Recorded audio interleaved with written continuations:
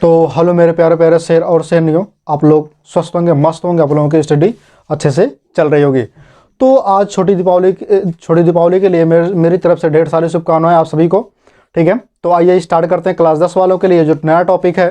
ठीक है, उत्सर्जन क्या है, उत्सर्जन तंत्र से स्टार्ट करते हैं, जो कि एग्जाम में आएगा ही आएगा। उसमें से कुछ ना कुछ क्वेश्चन आएंगे तो क्लियर है, बहुत ही इंपॉर्टेंट टॉपिक है, क्लास 10 वालों के लिए है। ठीक है, और आप लोग दीपावली का आनंद भी लेते रहिए। चलिए हम स्टार्ट करते हैं अपने टॉपिक को। टॉपिक आपका क्या है कि उत्सर्जन तंत्र क्या है, एक्सरेशन। ठीक है, एक्सरेशन सिस्टम, यानी कि अगर हम बात करें, ठीक है, एक्सरेटरी की बात करें, अगर हम एक्सरेटरी की बात करें, ठीक है, एक्सरेटरी सिस्टम की, तो उत्सर्जन से पहले ये जानते हैं उत्सर्जन कहते किसके हैं। तो उत्सर्जन किसे कहते हैं, देखिए मेरे प्यारे प्यारे रसगुल्लों, उत्सर्जन उसे कहा जाता है जो आप खाए हैं, खाने के बाद जो आपके शरीर में पचा है, तो पचा हुआ चीज, ठीक है, कुछ बाहर भी निकलेगा तो उसे कहेंगे उत्सर्जन।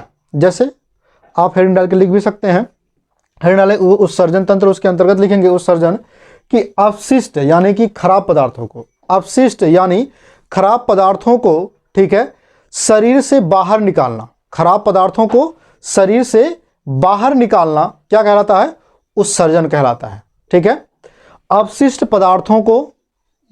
पदार्थ या खराब पदार्थों को शरीर से बाहर निकालना क्या कहलाता है, उत्सर्जन कहलाता है। ठीक है, तो अब क्या लिखेंगे, हम लिख दे रहे हैं अपशिष्ट पदार्थों को शरीर से बाहर निकालना उत्सर्जन कहलाता है। ठीक, ये रहा उत्सर्जन। अब अगर हम बात करें ये उत्सर्जन की, उसके बाद होता है उत्सर्जन अंग। तो भैया जब ये उत्सर्जन की प्रक्रिया हुई है, जब आप खाए हैं तो कई रूपों में उत्सर्जन की प्रक्रिया होती है, मतलब हर एक जगह से उत्सर्जन की प्रक्रिया होती है, आपके बॉडी में जितनी भी चीजें हैं सब जगह से उत्सर्जन की प्रक्रिया होती है। तो मेन उत्सर्जन अंग कौन कौन अभी आपको हम बताते हैं। ठीक है, तो अपशिष्ट पदार्थों को शरीर से बाहर निकालना, पदार्थों को शरीर से बाहर निकालना उत्सर्जन कहलाता है। अब उसके बाद जिस माध्यम से ये अपशिष्ट पदार्थ निकलते हैं उसको क्या कहते हैं, उत्सर्जी अंग बोलते हैं। तो अगला हेडिंग डाल के आप लिख सकेंगे उत्सर्जी अंग, क्या लिखेंगे, उत्सर्जी अंग। ठीक है, यानी कि एक्सक्रीटरी, ठीक है, ऑर्गेनिम्स। अगर हम बात करें यहाँ पे कि उत्सर्जी अंग वे होते हैं, ठीक है, शरीर के वे अंग जो उत्सर्जन के क्रिया में सहायता लेते हैं, जो उत्सर्जन के क्रिया में सहायता लेते हैं उसे क्या कहते हैं, उत्सर्जी अंग कहते हैं। उसके बाद उत्सर्जी अंग की अगर हम बात करें तो उत्सर्जी अंग यहाँ पे कई प्रकार से होते हैं। जैसे मान लीजिए उत्सर्जी अंग बहुत होते हैं, एग्जाम्पल के तौर पे उत्सर्जी अंग की अगर हम बात करें तो उससे बहुत सी चीजें निकलती हैं। जैसे मान लीजिए जल निकलता है, कार्बन डाइऑक्साइड निकलता है, अमोनिया निकलता है, यूरिया निकलता है और यूरिक अम्ल निकलता है। ये सब चीजें किससे निकलती हैं, उत्सर्जी अंग से निकलती हैं। जल, carbon dioxide, ammonia, urea, uric अम्ल, ये सब किससे निकलते हैं, ठीक है, उत्सर्जी अंग से निकलते हैं। अब देख लेते हैं उत्सर्जी अंग मेन कौन होते हैं, उसको हम जान लेते हैं। तो मेरे प्यारे प्यारे रसगुल्लो, मेरे प्यारे प्यारे टुन्ना मुन्ना, दिलों को थाम के बैठिएगा, एकदम ताबड़तोड़ बैटिंग होने वाली है। याद रखना, अगर आप अपने जीवन में किसी चीज को समय दिए हैं तो वो आपका होगा, यदि आप समय नहीं दिए हैं तो वो आपका नहीं होगा। ठीक है, तो समय देना सीखिए किसी भी इंसान के पास या फिर किसी भी चीज के पीछे आप अगर समय दिए हैं तभी वो आपका होगा। आप अगर वो आपका है तो आप उसके पीछे समय दिए हैं, अगर वो आपका नहीं है तो आप उसके पीछे समय नहीं दिए हैं। इसलिए जो आपका इस समय है उसके पीछे आप समय दिए हैं। तो आइए इस चीज के पीछे भी समय देंगे तो जरूर कुछ ना कुछ आपको बेनिफिट मिलेगा। चलिए समझते हैं। उत्सर्जी अंग की अगर हम बात कर लें, किसकी बात करें, उत्सर्जी अंग की, तो प्रमुख मनुष्य में प्रमुख उत्सर्जी अंग क्या होता है ये जान लेते हैं। हेडिंग डालेंगे आप, मनुष्यों में प्रमुख उत्सर्जी अंग। ठीक है, अब मनुष्य में प्रमुख उत्सर्जी अंग कौन कौन होते हैं, जैसे कि हमने यहां पे लिख दिया है। ठीक है, वीडियो ज्यादा लंबा ना बने इसलिए मैं थोड़ा लिख दे रहा हूं। ठीक है, ताकि केवल समझाते हुए चल जाऊं। आप ध्यान से समझना, यहां पे देखिए भैया, पहला उत्सर्जी अंग क्या होगा, किडनी। क्या होगा, किडनी, यानी कि जिसको बोलते हैं वृक्क, हिंदी में बोलते हैं, उर्दू वर्ड है गुर्दा। क्या बोलते हैं, गुर्दा उर्दू वर्ड है, और वृक्क आपका क्या है, हिंदी वर्ड है, और किडनी आपका इंग्लिश वर्ड है। तो ध्यान रखना, तीनों बातें आएंगी। ठीक है, तीनों चीजों को आप याद रखिएगा, क्योंकि तीनों में से कोई भी चीज एक पूछा जा सकता है, तो आप कंफ्यूज मत होइएगा। ठीक है, तो चलिए देख लेते हैं। अगर हम किडनी की बात करें तो किडनी से क्या क्या चीजें निकलती हैं ये भी हम जान लेते हैं। तो किडनी से सबसे पहले बात करें अगर हम, जल निकलता है। क्या निकलता है, जल निकलता है, जो कि क्या करता है, पेशाब के रूप में वो बाहर निकलता है। जल हो गया, उसके बाद क्या हो गया, नाइट्रोजनी हो गया। क्या हो गया, नाइट्रोजनी अपशिष्ट पदार्थ हो गए। क्या हो गए, नाइट्रोजनी अपशिष्ट पदार्थ हो गए। ठीक है, नाइट्रोजनी अपशिष्ट पदार्थ भी निकलते हैं, और क्या निकलता है, लवण भी निकलता है। लवण मतलब नमक, क्या निकलता है, नमक टाइप लवण भी निकलता है। उसके बाद दवाइयाँ क्या निकलती हैं, दवाइयाँ। मेरे प्यारे प्यारे रसगुल्लो, जब आप दवा खाते हैं तो कहते हैं मेरा पेशाब कैसा उतर रहा है, पीला पीला उतर रहा है। क्यों, क्योंकि उससे क्या होती है, जो दवाइयाँ होती हैं वो बाहर निकलने लगती हैं। अब उसके बाद क्या है, विषाक्त पदार्थ, जो बचे हुए पदार्थ होते हैं, जो खराब पदार्थ होते हैं, ठीक है, वो भी बाहर निकल जाते हैं। ठीक है, जिसका पेशाब ज़्यादा गंद मारता होगा उसको समझ लेना कि उसको जो है, ठीक है, शुगर की बीमारी ज़्यादा हुई है। ठीक है, उसको शुगर की बीमारी हो गई है। समझे, पेशाब से भी पता लगा सकता है कि शुगर की बीमारी है कि नहीं है। समझ में आया।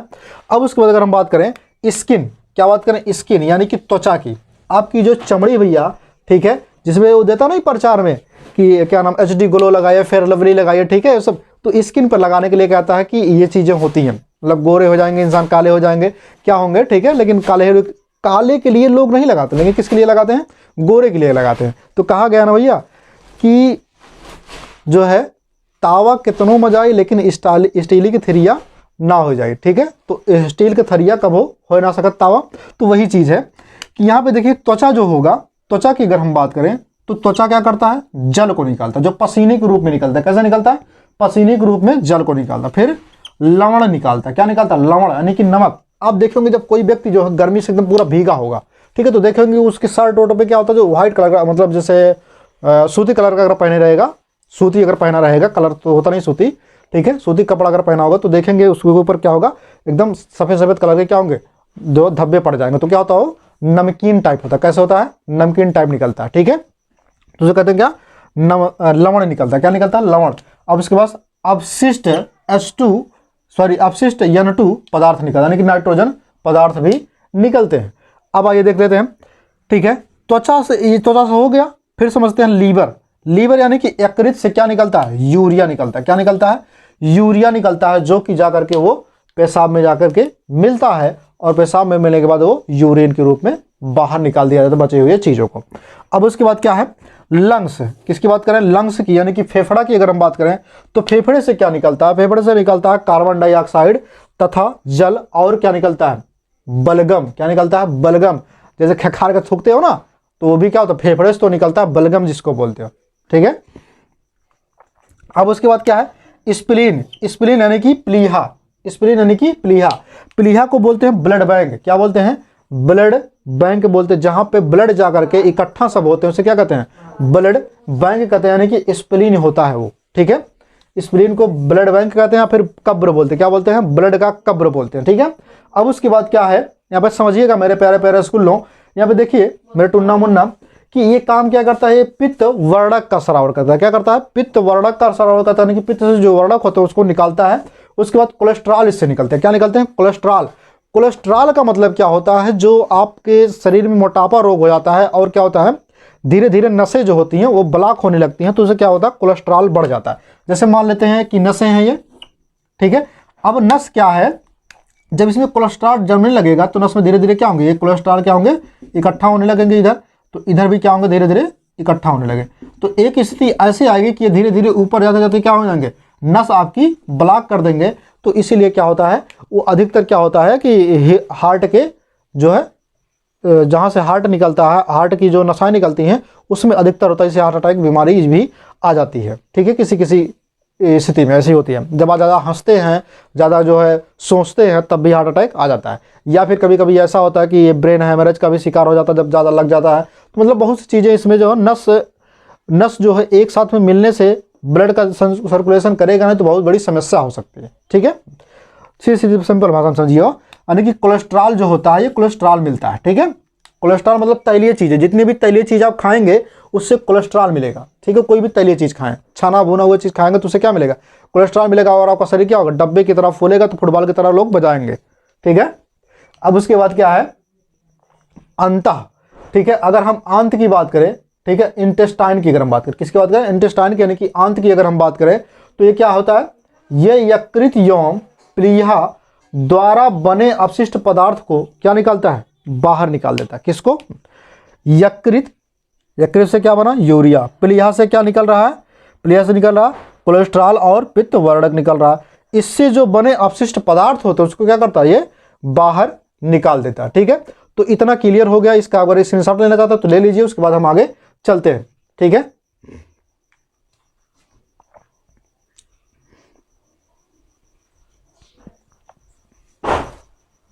ठीक, आप लोग स्क्रीनशॉट ले लिए होंगे, तो आइए चलते हैं एक एक करके हम ये जो उत्सर्जी अंग को, ठीक है, पढ़ते हैं।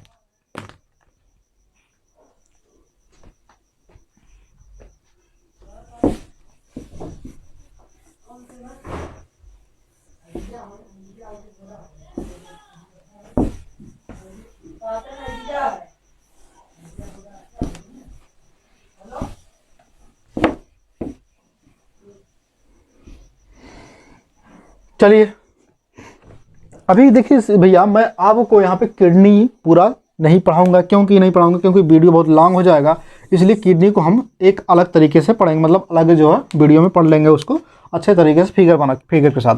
तो अभी हम क्या पढ़ेंगे, स्किन पढ़ेंगे। क्या पढ़ेंगे, स्किन, यानी कि त्वचा पढ़ लेंगे। क्या पढ़ेंगे, त्वचा। ठीक है, स्किन।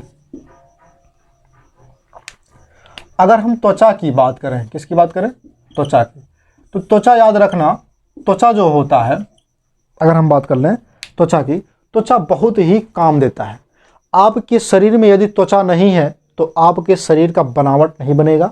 ठीक है, त्वचा की वजह से क्या होता है, हर एक चीज़ें जो होती हैं आपके अंदर जो है नहीं जा पाती, जैसे कण हो गए, मिट्टी धूल के कण हो गए, वो अंदर नहीं जा पाती, जिससे जो क्या होता है आपके अंदर बीमारियां नहीं होती। त्वचाएं जो होती हैं ये क्या काम करती हैं कि जिससे आप फेयर लवली वगैरह सब कुछ लगाते हो, त्वचा पर ही लगाते हैं, ताकि त्वचा की परतें क्या हो, अच्छे से हो जाए और हमारे हर एक चीज़ जो है अच्छे से काम करे। और दवाइयाँ वगैरह जो लगाते हैं त्वचा वाली, तो वो त्वचा पर ही लगाते हैं। मतलब त्वचा का काम बहुत ही होता है। जो प्रकाश की जो किरणें होती है उससे भी, पराबैंगनी किरणों से रक्षा करता है, सूर्य के प्रकाश से भी रक्षा, मतलब हर एक चीज़ें किससे रक्षा करता है। तो स्किन से हमें यह समझना है। अब आप पढ़ रहे हैं उत्सर्जन, तो उत्सर्जन में केवल हम आपको यही इतना बताएंगे कि त्वचा से क्या क्या चीज़ निकलता है, ये आपको हम बताएंगे। तो देखिए भैया, अगर हम त्वचा की बात करें तो इसमें कुछ ग्रंथियां पाई जाती हैं। क्या पाई जाती हैं, इसमें ग्रंथियां पाई जाती हैं, जो कि ग्रंथियां होती हैं तैल। क्या होती हैं, तैलीय ग्रंथि। क्या होती है, तैलीय ग्रंथियों को होता है। और दूसरा जो होता है, अगर हम बात करें यहाँ पे, श्वेत ग्रंथि। क्या होता है, श्वेत ग्रंथि, तैल ग्रंथि और श्वेत ग्रंथि। अगर हम तैल ग्रंथि और श्वेत ग्रंथि की बात करें तो तैल ग्रंथि से, ठीक है, और श्वेत ग्रंथि से जो निकलता है, ये स्रावित जो होता है, उससे निकलता है सीबम। क्या निकलता है, सीबम। क्या निकलता है, सीबम निकलता है। सीबम क्या होता है ये भी समझ लेते हैं।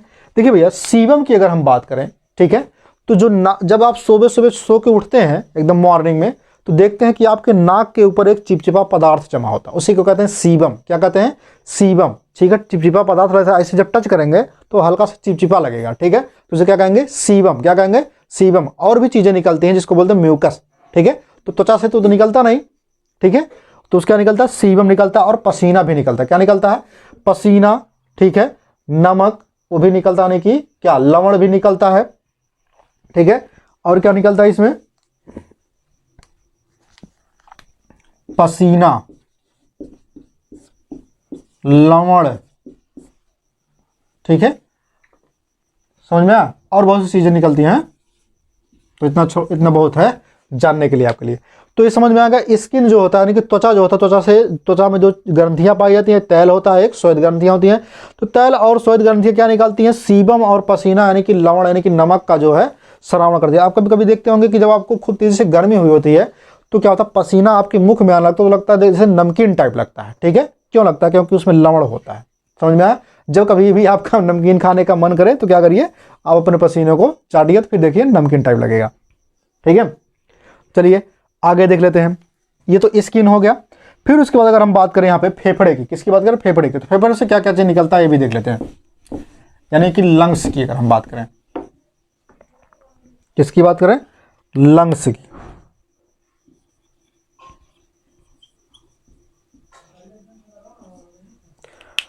अगर हम फेफड़े की बात करें, फेफड़ा की, ठीक है, तो फेफड़े से क्या चीज निकलता है ये हम आपको बताने जा रहे हैं। फेफड़े से क्या क्या निकलता है, ठीक है। तो देखिए भैया, फेफड़े से हमने क्या बताया था कि बलगम निकलता है। क्या निकलता है, बलगम निकलता है, कार्बन डाइऑक्साइड निकलता है, ठीक है। और हमने ये भी कहा था जलवाष्प भी निकलता है। क्या निकलता है, जलवाष्प भी निकलता है फेफड़े से। क्योंकि जैसे जैसे आप देख रहे हैं कि ठंडी का मौसम आ रहा है ना, जब ऐसे फूकेंगे, आप फूंक लगाएंगे तो क्या होगा, ऐसे फूकेंगे तो देखेंगे भाप टाइप उड़ेगा, तो क्या निकलता है, जलवाष्प निकलता है। यानी उसमें निकलता क्या क्या चीजें, CO2, जलवाष्प, ठीक है, और बलगम, जो बुढ़ो खखार के थूकते हैं वही उसी की बात कर रहे हैं, ठीक है। ये इतनी चीजें निकलती हैं। अब देखिए भैया, ये जलवाष्प को निकालने के लिए क्या क्या चीज, स्रोत क्या क्या होते हैं, ये भी चीजें हैं। तो जलवाष्प को निकालने के लिए स्रोत जो होते हैं अगर हम बात करें, तो लहसुन हो गया, प्याज हो गया, ठीक है, लहसुन, प्याज, ठीक, लहसुन हो गया, प्याज हो गया, और कुछ जो है मसालेदार, कुछ मसाले, ठीक है। ये काम क्या करती हैं, ये जो मसाले होती हैं अगर हम बात करें यहाँ पे, ये वाष्पिक घटक है। क्या होती हैं, वाष्पशील घटक है,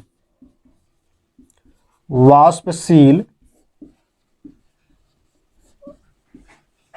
घटक है, ठीक है। इतना क्लियर हो गया। अब आप लंग्स पढ़ लिए हैं, ठीक है। हेडिंग बाय हेडिंग करके लिखिएगा आप लोग, ठीक है। मैं ऐसे लिख दे रहा हूं, लेकिन आप हेडिंग करके लिखिएगा, ठीक है। चलिए अब देख लेते हैं, लंग्स का काम खत्म हुआ, ठीक है। फिर आगे देखते हैं।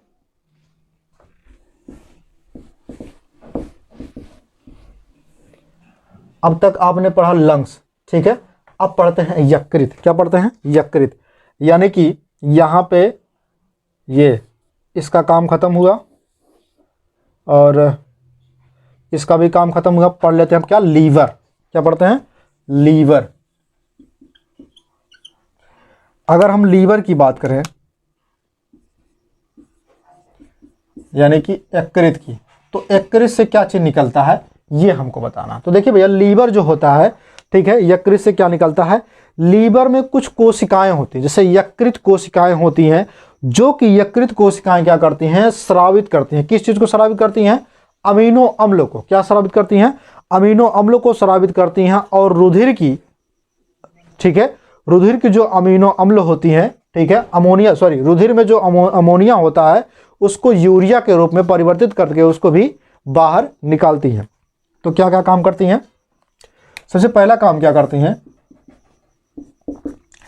जो ये क्या नाम है, लीवर होता है, ये श्रावण का काम करती है, मतलब ये स्रावित करती हैं। क्या स्रावित करती हैं, अमीनो अम्ल।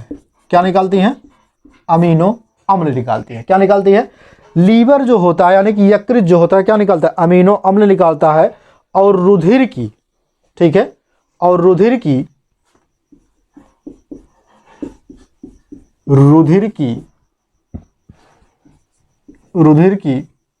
ठीक है, अमोनिया, रुधिर की अमोनिया को यूरिया में बदलकर बाहर निकालता है। इतना क्लियर हो गया है ना। अब आप जान गए यकृत के बारे में भी, ठीक है, और कुछ चीज़ें जैसे आप ये भी जानते हैं कि मैंने इसके बारे में बता दिया, प्लीहा के बारे में अभी पढ़ेंगे और डिटेल में प्लीहा के बारे में, ठीक है। उसके बाद क्या है, छोटी आंत के बारे में आप जानते हैं कि छोटी आंत में क्या होता है, जो अपशिष्ट पदार्थ होते हैं उसके माध्यम से वो बाहर निकल जाते हैं, ठीक है। चलिए अब क्या करते हैं, हम पढ़ेंगे जो मेन चीज़ें इसमें से बची हुई थी उसको भी हम पढ़ लेते हैं, ठीक है। तो इतना आप लोगों ने पढ़ा, बाकी और चीज़ें आपने छोटी आंत में जो क्या नाम पाचन तंत्र में आपने पढ़ा होगा, छोटी आंत से क्या क्या चीज़ें निकलती हैं, ठीक है। तो इसमें ज़्यादा डिटेल बताना नहीं है। और यकृत से तो हो गया, फेफड़ा से भी आपने जान लिया, प्लीहा क्या होता है इसको भी हमने बता दिया, प्लीहा से क्या चीज़ निकलता है, ठीक है। तो चलिए अब हम बचा क्या है, गुर्दा यानी कि वृक्क बचा है, तो इसको हम अगले वीडियो में लेके आएंगे। तब तक के लिए आप लोग जो है दिल को थाम के बैठिएगा। लेकिन अभी इसमें कुछ चीज़ें हैं जैसे कि लल्लन टॉप बातें, तो लल्लन टॉप बातें की भी जान लेते हैं, ठीक है। लल्लन टॉप बातें में क्या क्या चीज़ें हैं, कौन कौन सी बातें हैं, इसको भी हम जानते हुए भी चलेंगे।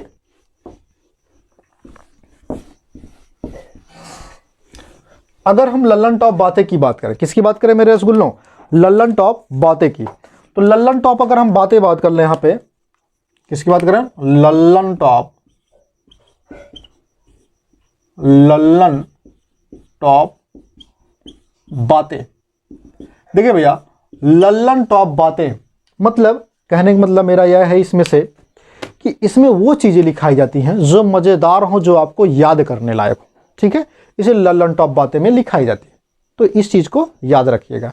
तो देखिए भैया, लल्लन टॉप बातें की अगर हम बात करें तो इसमें सबसे पहले अगर हम बात कर लें, ठीक है,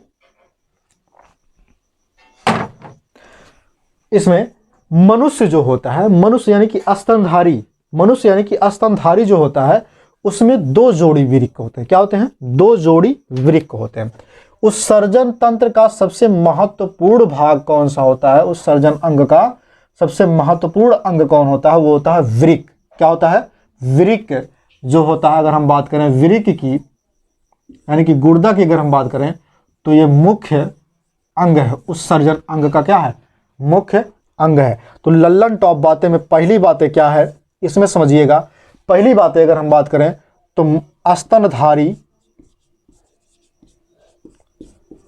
स्तनधारियों में दो जोड़ी, सॉरी एक जोड़ी वृक्क होता है, ठीक। एक बात ये हो गई मेरे रसगुल्लों, एक बात हो गई, अपने दिमाग और अपने पूरे बॉडी में बैठा लीजिएगा, ठीक है। उसके बाद दूसरा जो पॉइंट बनेगा यहाँ पे, वृक्क जो होता है, ठीक है, वृक्क सेम के बीज के आकार का होता है। मेरे रसगुल्लों एक पॉइंट और बना, किसके बीज का आकार होता है, सेम के बीज का आकार का होता है। किसके आकार का होता है, सेम के बीज का आकार का होता है। अगला पॉइंट क्या बनेगा यहां पे समझिएगा, ठीक है। एक वृक्क की, सॉरी तीसरा पॉइंट बनेगा आपका कि वृक्क का वजन या फिर भार, वृक्क का भार होता है 140 ग्राम। क्या होता है, वृक्क का भार 140 ग्राम होता है, लेकिन एक वृक्क का केवल होगा, कितने होगा, एक वृक्क का 140 ग्राम भार होता है, ठीक है। अब उसके बाद अगर हम बात करें वृक्क के ऊपर, चौथा पॉइंट क्या बनेगा, वृक्क जो होता है, ठीक है, वृक्क के ऊपर, वृक्क जैसे मान लीजिए यह है, हालांकि फिगर में बनाऊंगा सेम के बीच का आकार का,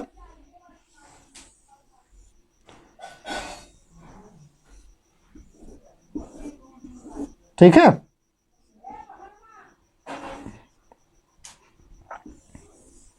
तो इसके ऊपर जो है ये एक लेयर लगी होती है जिसको हम क्या बोलते हैं, पेरिटोनियम बोलते हैं। क्या बोलते हैं, पेरिटोनियम। क्या बोलते हैं, पेरिटोनियम। तो वृक्क के ऊपर एक झिल्ली लगी होती है, वृक्क के ऊपर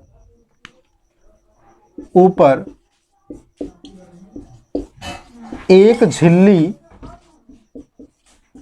लगी होती है जिसे क्या कहते हैं, पेरिटोनियम, जिसे कहते हैं पेरिटोनियम। क्या कहते हैं, पेरिटोनियम कहते हैं। यानी कि आपसे पूछा जाएगा कि वृक्क जो होता है, वृक्क किस झिल्ली में कैद रहता है, तो होगा पेरिटोनियम एक झिल्ली होती है जिसमें क्या होता है, वृक्क कैद रहता है। ठीक है, अब अगला पॉइंट जो बनेगा यहाँ पे 5वां वाला, वृक्क की चौड़ाई, वृक्क की चौड़ाई कितनी है, वृक्क की चौड़ाई कितनी है।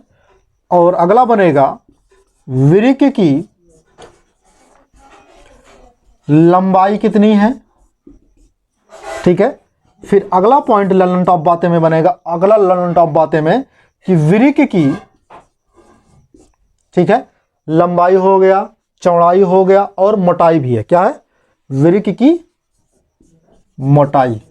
ठीक है, अब ये कितना कितना होता है ये हमको बताना है। तो अगर हम बात करें वृक्क की मोटाई की, किसकी बात करें, वृक्क की मोटाई की, तो होता है 3 से 4 सेंटीमीटर। कितना होता है, 3 से 4 सेंटीमीटर इसकी मोटाई होती है। लेकिन अगर हम बात करें यहाँ पे चौड़ाई की, किसकी बात करें, चौड़ाई की, तो चौड़ाई होता है 5 से 7.5 सेंटीमीटर। 5 से 7.5 सेंटीमीटर क्या होता है, वृक्क की सॉरी चौड़ाई होती है, गलत हो गया, एक मिनट, लंबाई में लिख दिए हैं, चौड़ाई की बात की है। तो 5 से 7.5 सेंटीमीटर ये हो गया चौड़ाई। लेकिन अगर हम लंबाई की बात करें तो वृक्क की लंबाई जो होती है वो 10 से 12 सेंटीमीटर इसकी लंबाई होती है। क्या होती है, 10 से 12 सेंटीमीटर वृक्क की लंबाई होती है। तो ललन टॉप बातें में ये बातें आप लोगों को समझ में आ गई होगी। ठीक है, तो आज की वीडियो यहीं पे समाप्त होती है। फिर मिलेंगे अगले वीडियो में, तब तक के लिए आप लोग हंसते रहिए, मुस्कुराते रहिए और दीपावली का आनंद लेते रहिए। ठीक है, जय हिंद।